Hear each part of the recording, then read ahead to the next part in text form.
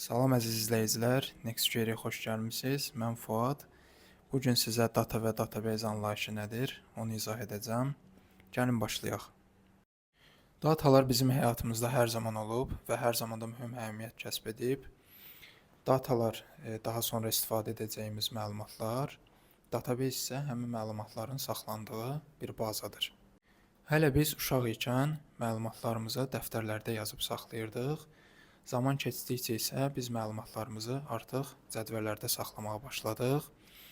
Oracle SQL-də də biz məlumatlarımızı cədvəllərdə saxlayırıq. Bizim cədvəllərimiz sətirlərdən və sütunlardan ibarətdir. Sadə dillə desək, database bir kitabxana.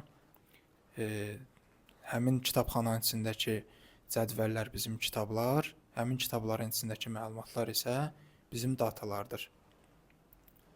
Bəs bu dataların istifadəsi zamanı niyə biz Oracle SQL-dən istifadə edirik?